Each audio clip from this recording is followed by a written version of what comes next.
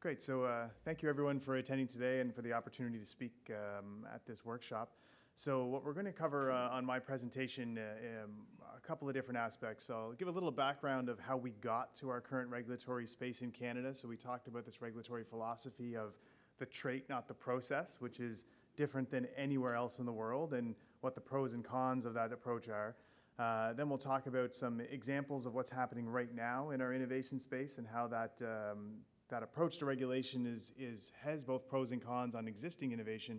And then finally, what are we doing as an industry, as a government, as a broader stakeholder base to impact changes and modernization of that regulatory framework to encourage innovation across the board. CropLife Canada is the trade association for developers, manufacturers, and distributors of plant science technologies.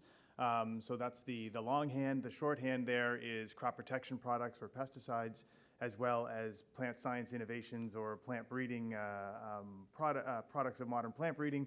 Commonly, that's been rDNA products or GMOs, if you will, in quotations in the past. But as we move forward, this is going to be a much broader suite of technologies and products coming through the system, and especially with Canada, with this broader philosophy toward novelty, which I'll get into and explain that a little bit in a moment, that portfolio is going to broaden even more. So one thing I think I'd like to step back a second, and when we speak in these workshops around regulation of these products, we often speak in the shorthand of, are they regulated or are they not regulated? And if you zoom out from our meeting room and look at this from a broader food perspective, all food in Canada is regulated. Whether it goes through any of these additional steps, all food in Canada has a basic level of health and safety requirements and for the environment that anyone bringing a food to the marketplace must meet. So what we're talking about today is, when is there certain products that require an extra layer of pre-market safety assessment beyond that standard level of safety?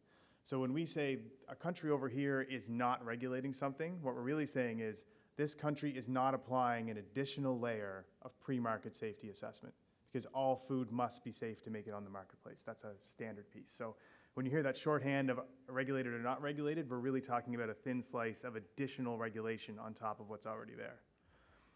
So speaking of that, how did we get in Canada to the novelty process that we're talking about today, where the rest of the world has really fallen in line with a technique-based regulatory process? And what that really comes down to is there's kind of a spectrum to how you can develop regulation. A technique-based regulation is tremendously predictable. You can look at it and say, I know exactly when I'm regulated. It's if I use that technology or if I use that technology, and not when I use this one.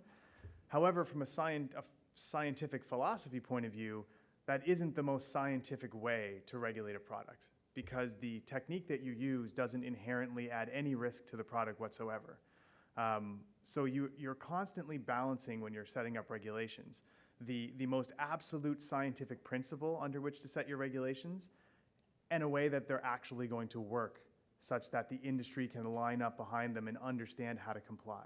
So I was a regulator at one point in my life, and when writing regulations, you always had to ask yourself, well, when I write that down, that might be the best way to do it, but can anyone actually do that? Because if no one can, then you haven't actually made the best regulation. So in Canada, the novelty approach has a lot of pros. It's very rigorous and science-based. It leaves us open to adopt new technologies without having to revise our regulations every time something new comes on the marketplace. Those are the advantages. But its case-by-case nature is what makes it difficult for innovators to determine what the impact is going to be on them when they come up with a new product. So we developed this approach in the early 1990s as we saw genetically engineered organisms coming to the marketplace. And the decision was to have this based on novelty rather than on the process. And that was founded in a number of research reports that said the method of bringing a trait into a crop does not inherently add risk. So if it does, we shouldn't make that the trigger by which we regulate. But by consequence then, when dealing with this issue of genetically engineered products coming to the marketplace and having this broad philosophy, we captured all of plant breeding as potentially triggering regulation, if that trait was beyond the standard level we've seen in that crop before. So what this created, if you're a plant breeder, making traditional crosses of wheat looking for 1 to 2 to 3 to 4% yield increases, the question is, well, if I get 17% yield increase, have I triggered novelty? I'm not really sure. I get nervous, and then you see the results of Stewart's survey, which shows that has disincentivized people from looking from certain breeding objectives for fear of triggering regulation and the onerous cost that comes with that, even though there's been no additional safety issue addressed in that crop. But again, there is definitely positives to this, and that we don't have to rewrite our regulations every time a new technology comes into place. So taking that philosophy into our regulatory system, there's two departments. I'm going to do a little bit of background here for those who haven't had the pleasure of traveling through this system with any of your products at this point. Health Canada and the Canadian Food Inspection Agency are the two departments that look after the pre-market safety assessment, so that extra layer of regulation if you trigger novelty. And specifically the food safety and feed safety elements between Health Canada and the Canadian Food Inspection Agency look for the presence of toxins, look for new or existing allergens and the up or down regulation of those, and ensuring that a new crop is as nutritious as its conventional counterpart. So in this extra layer of regulation, we're ensuring that there's nothing new here, there's no new risks, you haven't impacted any other elements of the crop that you've brought forward.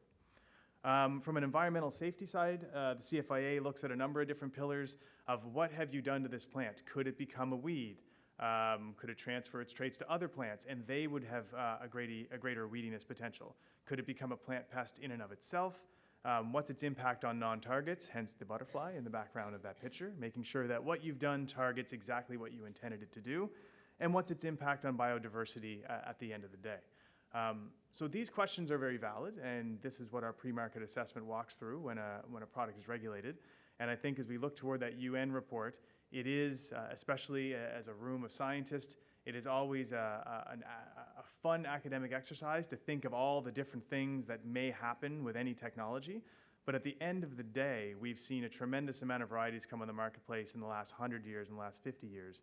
And there has never been risks brought to the marketplace. The level of effort that a plant breeder has to put in to characterize a product before they can bring it to market is intense. I was sitting with John from Okanagan Specialty Fruits, who was explaining to me how hard it is to get a product ready for commercialization. So the idea that these kind of random or at some times, and maybe that's the UN's role, is to look for those, like the boogeymen in the room. It's interesting to think about those and keep those in your mindset, but it's not the reality of bringing technologies to the marketplace. Because to do that, you're looking at about 13 to 15 years of research, testing, and government oversight, costing about $150 million. This is for typical GM products that we've seen come to the marketplace thus far. I think you'll see this cost drop with new technologies coming on the marketplace, which will have a great impact of diversifying who will be bringing crops to market. I think we're already seeing that in the marketplace. So in the Canadian system, in order to meet those regulatory requirements, we go through field trials in Canada, first starting in the greenhouse. You're seeing 5 to 7 years of product development and testing so that you know what you have and it's actually the trait you were looking for. From there, you take that science into field trials. So you get approved from the government to put these trials in place, 2 to 3 years of data collection in the field. So you can take that data back to the regulator in order to get approved. This is one of the major areas that disincentivizes research in Canada. If you can't clearly determine if you trigger novelty when you're making product development, you essentially have to go through the confined field trial program to ensure that you're covered. That requires a lot of buffer zones, a lot of land management costs, which really can, I think it's almost double the cost of your varietal development. So in that case, if you can't be clear, you just move your research investment south of the border, where their regulations are clear. So it's not that they have less, it's that you can clearly define what applies to you, and you can get that research done faster and with more assurances that you're not violating any regulation. So this isn't really about safety, it's about clarity of the regulatory system. I think any proponent would like to do the research in Canada, they just need to know what the requirements are of them so that they can meet those requirements. And then finally, you take the information that you've developed in those field trials, you bring them forward to the government, and in roughly 1 to 3 years, you'll receive your approval, provided that you've got all the appropriate data there. So one of the advantages of the Canadian system over the last number of years is that you've seen typically approvals in about 24 months, so 2 years. Some companies have experienced longer than that, where it can be up to 36 to 48 months if it's a new crop that the regulators haven't seen before. But that, up until now, has been one of the gold standards of the Canadian system around the world. When you look at Europe and China, system is very broken. You can see up to 6 years to get an approval. Canada was very consistent with its 24-month approvals. So our rational scientific base for regulation was very beneficial in that space. So with that long history of safety in plant breeding, we've seen over 6,500 new crop varieties registered in Canada since 1980. Now, most of these are not GMOs, genetically engineered, modern plant breeding. This is just, that's the body of plant breeding work in the grain crop space since the 1980s. The seeds regulations have an element where you can deregister a variety if there's a health and safety issue, and there has been no varieties deregistered in the last 40 years for cause. And I think what that demonstrates is that plant breeding in and of itself manages a great deal of any risk that could come from product development. So this is where we're saying that the baseline of regulation in Canada, that food must be safe, is met by the breeding objectives of responsible breeders. And when you apply an extra layer of pre-market safety assessment, it needs to be very judiciously applied so that you don't move this innovation outside the country. So we're looking right now to characterize more of what those built-in safety measures are in terms of testing their plants in many locations and characterizing back crosses to make sure you have the variety that you want, screen for level knowns of anti-nutrients that are in the lists at Health Canada already, regardless of this extra layer of regulation. So there's a lot of rigor there. But 20 years later, on top of that system, we're seeing the impacts of our novelty system. So like I said, we were very lucky that we were able to get 24-month approvals compared to where the rest of the world was 20 years ago. But the world is catching up. And we've seen that of the 140 varieties that were approved under the PNT approach in Canada, about 20% of those weren't regulated anywhere else in the world. So it was great that we had a strong regulatory philosophy, but one of the other sides of that coin is that we captured more than maybe we needed to over the last 20 years. Things that were not considered needed at this extra level of oversight in other countries, and there hasn't been any problems with that approach in other places.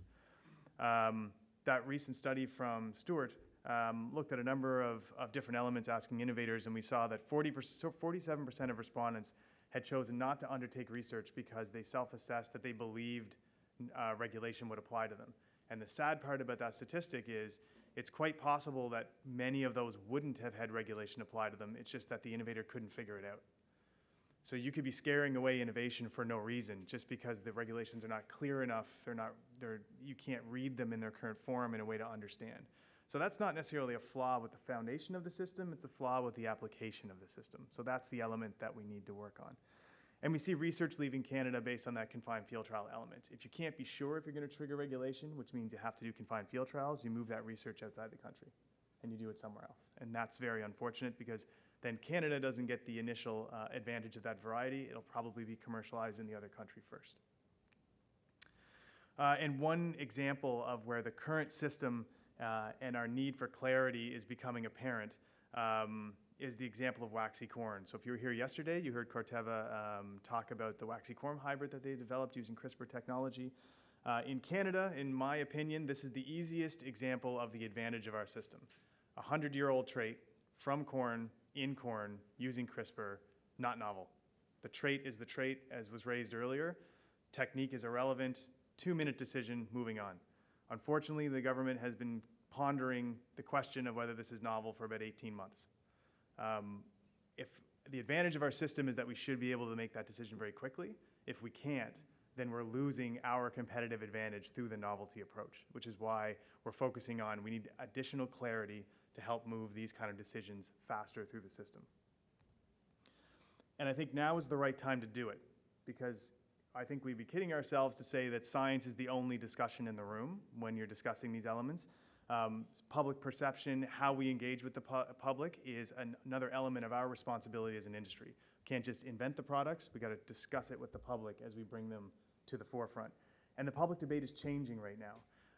This shows media tonality since May 2012 that we track at CropLife to understand where the media is at as they cover our products. And we look at the media as a barometer to public opinion, because the media covers not necessarily what you need to know, they cover what they think you want to read. So, and they cover it in a way that they think will be appealing to the reader. So in May 2012, we were seeing negative and positive to neutral media articles as about 50-50. So the way we work that as negative is it's totally against technology. Positive to negative means both sides of the story were presented. Positive being just the positive side, but positive and neutral means both sides. We see both sides as a win. That's good journalism. if you cover both sides of the issue. But right after about November 2013, we saw a major change. And basically, the straight negative articles about biotechnology dropped almost to zero and have stayed there. And the positive to neutral have gone up to 90-some%. So now any conversation about plant breeding innovations comes with the positive in that article. And that's a huge shift, which means the debate is changing.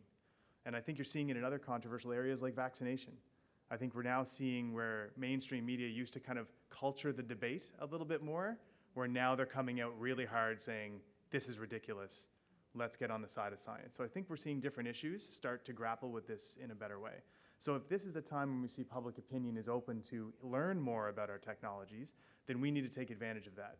So in the US, there's a coalition for the responsible gene editing in agriculture. They've developed a conversation guide that helps people engage with the public on what gene editing is, because we can't blame the consumer base for not knowing. They did not study genetics. That's not their fault.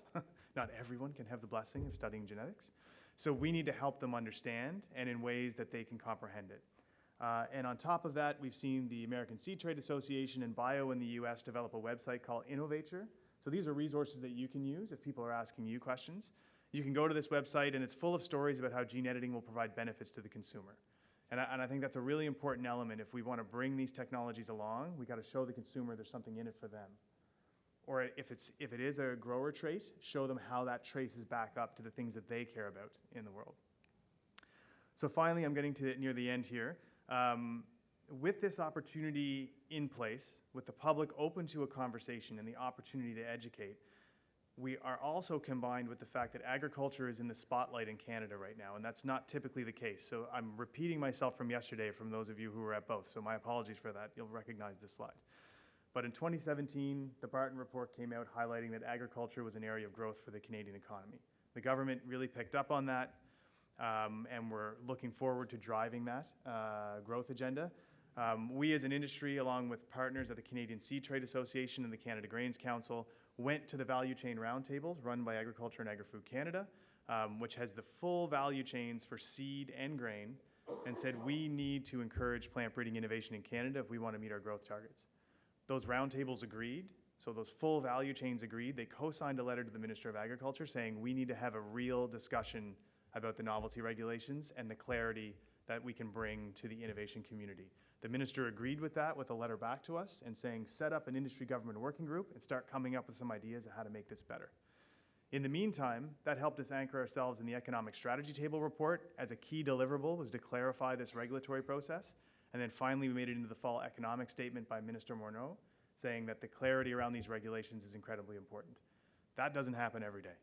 So we have a moment here where we can take this attention and drive clarity into our system. And I think one of the reasons we're having the event today, and thank you, Tyler, for putting that together, is an opportunity to engage a broader audience in what we need from a clearer regulatory system. So last couple of slides here. This is where the working group stands. And I'm not sure if, oh, it's much bigger than I thought. You probably can read that. So under the Grains Roundtable and Seeds Roundtable, there's a number of working groups. So we have a biotechnology working group where the industry is working with government to develop industry proposals for government to consider on changes to the system that would provide that clarity. Once we provide that information and we vet it through those value chain roundtables, so the full value chain is there, including academia, you'll see the government take that information, consider it, and then publicly consult on potential changes to the system so that everyone can have a say. That's another important element of modernizing this system. It can't just be run by one element of the innovation community. It's got to be the whole value chain speaking up and saying, this works for me. And although this is just the seed and the grains value chain roundtable, we are reaching out to the horticulture industry, to academia at large, to public plant breeders to make sure that any changes are valuable for all. So what I'm going to run through very quickly here is the work plan that this working group has developed under the Grains Roundtable, and I'll be presenting that work plan to the Grains Roundtable tomorrow, so you're getting a sneak peek, in order to kind of get it vetted and say, yes, go forth and come up with some ideas in this space. So there's 4 main themes that are in the work plan. The first one is clarifying the novelty approach. So the 2 major items we want to develop under this is a single overarching guidance document that brings in the food, feed, and environmental requirements for PNTs. Right now, they're in 3 different websites. They don't read the same. They're written by 3 different regulators. and not a fault of the regulators, they just didn't write it together. But as we're moving forward, the innovation community needs consistency in that space and a single place they can go to find out what their obligations are, because they're searching for that information. The second piece, and this kind of links to the waxy corn example I gave earlier, is how to request a novelty opinion. So in the Canadian system, under the novelty system, it is you, the innovator, who determines whether or not the regulations apply to you. So you read the guidance and you say, okay, based on that guidance, I have a novel plant, I must submit. But as things change and our traits are no longer so unique, like adding an insect resistance to a plant is pretty clearly, most likely, something that wasn't there before. But increasing disease resistance by 15%, where does that land? Is that novel? Is it not novel? How do I find out? So it'd be great if you could read the guidance, make your case, send it to the government. They'd respond to you in a reasonable time frame, 60, 90 days, and say, based on what you told me, you're not novel. Based on what you told me, I think you are. Proceed accordingly. That would really allow innovators at the early stage of business planning, of proposal writing, of grant applications, to be able to append that to the grant application and say, and I know that I will not encounter regulatory delays or cost. So I think that would be very important. And then also figuring out what are the transparency requirements around those, because we do need to communicate to the public what is traveling through the regulatory system. Secondly, second theme, modernizing information requirements. So now if you do end up in the regulatory system, what is required of you while you're there? At the beginning of the regulatory system 20 years ago, there was definitely one of the boogeymen in the room was unintended effects, or what randomly is happening in the plant when you're making these changes. Over the 20 years that we've been in here in this space and all the science that's been done, we know that unintended consequences are not a consequence. That should not be the focus of our regulatory system. So how do we really focus our efforts on the trait that was actually put into the variety? That's what we need to analyze and really understand. So we want to figure out how to streamline those data requirements through 3 steps. One is a scientific literature review on the rigor that's applied by plant breeding in general, because the regulators have acknowledged that we'd like more information about what you do as plant breeders that makes your variety development steps relevant from a safety checkpoint point of view. Looking for rationales for exemptions for certain classes of products. So this gets to the question earlier of technique and trait and how the system works. So within any regulatory system, you can have a philosophy that says it's all about the trait, it's not about the technique, and that's our philosophy. But in every regulation, you often have exceptions to the rule, just from a functionality point of view. So if we can look at 6,500 conventionally fed varieties in the last 25 years, none ever having any safety issue, you can start to say, do we really need to focus a lot of our regulatory time there? Or is our baseline of safety regulations enough? And we do not need this extra layer on top of that to assure safety in those spaces. Are there classes of products we can exempt in order to give the innovation community clarity about where they can invest their dollars when they're trying to move agriculture forward in Canada? And finally, tiered assessments. So based on complexity or familiarity, that we start tiering the assessments so it's not a one-size-fits-all. So that if you come in with one trait, you have all the data requirements that everybody else had. Well, we know that trait better. We've seen that before. This is not a complex trait, whether this is a very complex trait. How do we find some tiers so that if you do trigger, you'll understand your data requirements earlier in the system and you can business plan accordingly for those. Last 2 is improving support for innovators and communicating the Canadian approach. So this is about concierge services for companies that have to interact with the regulatory system. How can we help innovators navigate this rather complex space, given that no matter how clear we make the novelty approach, it will always have an element of case by case to it because of its philosophy. So where can the government provide help in that space? And finally, communicating this approach. Once we build the best model in the world, and that's what we're trying to do, we need to go out and explain to other countries that it's the best model in the world and that they need to also regulate rationally around these products and really focus on where risks may or may not occur and focusing their efforts there and not doing broad-based, overarching, additional regulation that doesn't actually meet their safety endpoints that they're after. And we're glad to hear that the government is interested in speaking positively about the regulations that they will have in place once we've put all this together. So finally, what are we doing? How are we going to end this space, end this work? We're going to continue to develop proposals under this Grains Roundtable working group. So we're a subset of the Grains Roundtable, the Canadian Seed Trade Association, the Canada Grains Council, and CropLife. So we're just kind of doing the heavy lifting in order to hand that back to the value chain and say, does this work for you?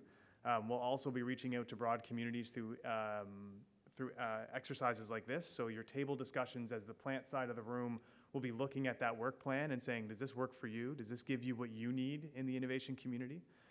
And then we'll, once the proposals are approved by the roundtable, we'll submit them to government.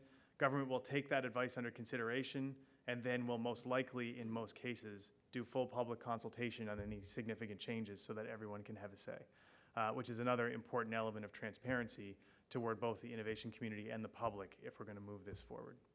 So I know that's a long and confusing discussion on a confusing space, but thank you very much for your attention, and open to questions on either the novelty system that we have, the impacts that we've seen of it, or our work today to try to clarify it moving forward.